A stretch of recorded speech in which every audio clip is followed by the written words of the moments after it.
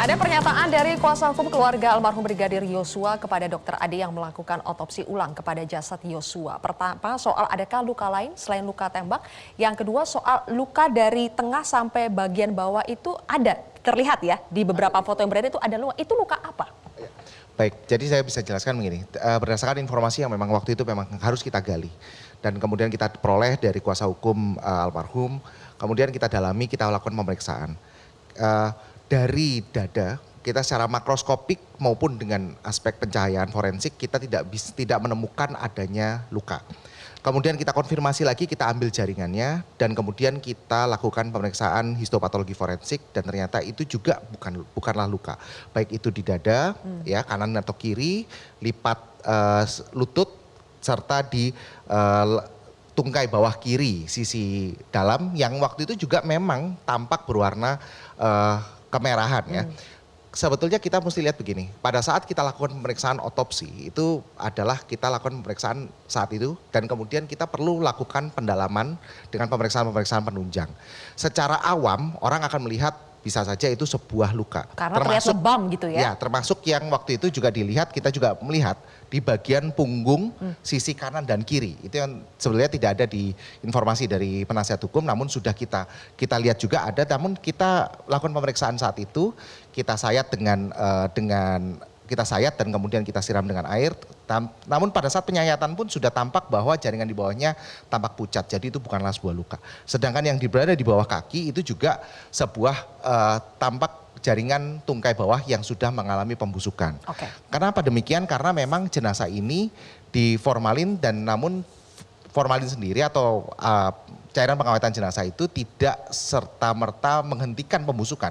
Dia hanya menghambat sehingga beberapa bagian di mana distribusinya tidak lancar pasti akan mengalami pembusukan. Begitu. Bang Roni, sejauh mana keterangan dari ahli forensik ini bisa memperkuat keterangan Richard bahwa dia hanya menembak dari jarak cukup jauh dan bukan dari jarak dekat? Iya Mbak, yang menarik kan dari persidangan kemarin kan rekan kita dari pengacaranya FS ini kan menanyakan tembakan mematikan itu di mana? Di dada atau di kepala? Sehingga saya jadi waktu saya hadir saya lihat kok malah dia ngejar yang dada gitu loh. Jadi pertanyaan buat kita kan kenapa dia tidak kejar yang kepala? Karena gitu. Dada itu diduga dari pistolnya Richard. Tetapi kenapa nggak sebut aja sekalian yang di kepala dari Richard Eliezer juga, tetapi kemarin dikejar. Kayak kita tanyakan kepada Ali kan, yang seketika mati itu di mana? Antara kepala atau dada? Itu kepala gitu, itu dijawab oleh Ali. Jadi begini, terkait dengan penembakan di Duren 3, klien saya sampaikan bahwa Ferdy Sambo maju ikut menembak. Ricky Rizal juga sampaikan Ferdy Sambo ikut maju menembak. Kuat Maruf menyampaikan ikut maju menembak. Gini Mbak, jadi gini, klien saya menembak, kemudian klien saya geser gitu kan. Ferdy Sambo itu maju. Jadi logikanya sederhananya gini Mbak, itu kan almarhum di situ. Untuk nembak kepala kan nggak mungkin klien saya yang gini loh, ngeker gini loh, ngeker kepala gini, dang gitu kan, nggak mungkin. Kan yang maju ini kan Ferdy Sambo. Makanya kemarin kita sudah tanya kepada Ali Nafis yang penembakan yang itu dari pistol siapa FS, itu sudah dijelaskan. Gitu loh Mbak. Nah pertanyaannya Bang Jamin, Sambo ikut menembak Yosua atau tidak? Penting tidak dalam pembunuhan berencana? Ya, jadi kalau konteks pembunuhan berencana tadi sudah dikatakan ada persiapan yang cukup tenang untuk melakukan perbuatan itu, ada alat yang digunakan dipersiapkan untuk melakukan tindakan itu. Apakah Sambo menembak atau tidak menembak karena dia merupakan manus domina, artinya orang yang memiliki directing mind, maka kekuatan hukuman itu ada pada dia. Kalau dia menembak, maka itu akan menambah pemberatan terhadap hukumannya. Tapi pemberatan ya? Iya, pemberatan. Bukan berarti kalau dia tidak menembak, perbuatan 340-nya hilang. Bukan seperti itu. Jadi pembuktian 340, perencanaan terbukti, penambahan hukuman, karena selain dia manus domina tadi, mempunyai directing mind-nya langsung, dia juga sebagai eksekutor. Akhirnya hakim menilai ini adalah sesuatu kekejian dalam melakukan suatu perbuatan pembunuhan berencana, sehingga pantas untuk dihukum seberat-beratnya. Oke. Itu aja. Baik.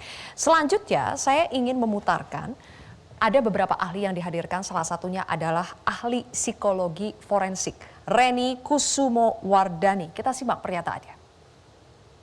Di dalam laporan kami ada satu simpulan yang berbunyi bahwa keterangan Ibu Putri Chandrawati terkait dengan peristiwa kekerasan seksual yang dialaminya di Magelang itu bersesuaian dengan indikator keterangan yang kredibel. Itu ada 7 indikator. Jadi pada waktu itu dari saudara Ricky dan saudara Richard mengatakan dapat telepon ibu menangis pada saat yang bersesuaian. Kemudian Ibu Susi mendengar Ibu PC menangis. Kemudian ada pintu yang dibuka dan ditutup kembali. Kemudian ada informasi dari Pak Kuat bahwa Joshua selingkuhan. Mas Reza, 7 indikator keterangan kredibel terpenuhi. Apakah dengan begitu cerita Putri soal pelecehan seksual di Magelang layak dipercaya hakim? Ahli psikologi forensik juga menyebut ihwal freeze, bahwa PC ini selaku orang yang mengklaim sebagai korban perkosaan melakukan freeze. Perbedaannya adalah fight, flight, dan freeze. Ketiganya menunjukkan aktivitas. Fight berarti dia berhadapan dengan pelaku, flight dia menjauh dari pelaku, freeze dia tidak bisa melakukan apapun terhadap pelaku, dia diam di tempat. Ketiga aktivitas ini harus kita pahami tidak boleh terlepas sama sekali dari emosi yang melatari aktivitas tersebut. Emosi yang melatari perilaku tersebut. Emosi cuma satu dalam situasi kalau orang diperkosa, ketakutan yang amat sangat. Tapi sekarang mari kita bayangkan, kalau kita anggaplah bahwa PC itu melakukan freeze, dia diam sebagaimana dikatakan oleh ahli, beberapa menit kemudian apa yang dia lakukan? Dia minta bertemu dengan orang yang dia sebut melakukan perkosaan itu. Tidak konsisten penjelasannya. Bahwa kalau kemudian dia minta bertemu dengan orang yang melakukan perkosaan tersebut, seolah-olah itu adalah fight. Kalau dia memang fight, mengapa tidak dia lakukan? Justru dia tanda petik berdiam diri ketika katanya dia dibanting, ketika katanya dia diancam, bahkan sampai akhirnya kemudian diperkosa. Tidak masuk akal bagi saya untuk memahami bahwa di satu sisi PC disebut mengalami freeze, tapi beberapa menit kemudian dia berinisiatif bertemu dengan orang yang disebut memerkosanya. Apakah seorang korban kekerasan seksual tidak mungkin melakukan tiga itu bersamaan? Mungkin, tapi mari kita pahami tahap demi tahap proses pemulihan seseorang yang diperkosa. Saya tidak bicara trauma secara umum, saya bicara trauma akibat perkosaan. Tahap pertama pemulihannya adalah bagaimana seorang korban mengatasi ketakutannya. Kalau tahap ini berhasil dilewati dengan baik, masuk ke tahap pemulihan kedua, yaitu memulihkan kembali ingatannya tentang peristiwa traumatis tersebut. Kalau ini pun bisa dia lewati dengan lancar, baru dia masuk ke tahap ketiga, yaitu menjalin kembali relasi sosial. Tentu kita pahami, relasi sosial itu adalah relasi sosial yang sifatnya mendukung, mengobati, memberikan simpati, bukan relasi sosial dengan orang yang disebut melakukan perkosaan terhadap dirinya. Oke, bagaimana tanggapan dari Mas Yonatan? Boleh disampaikan nanti, tapi kita ucapkan terima kasih dulu kepada Dr. Ade Firmansyah atas pemaparan keahliannya di kontroversi pada malam hari ini. Terima kasih Dr. Ade Firmansyah sudah bergabung bersama kami. Pemirsa, tetaplah bersama kami di kontroversi. Kita dapat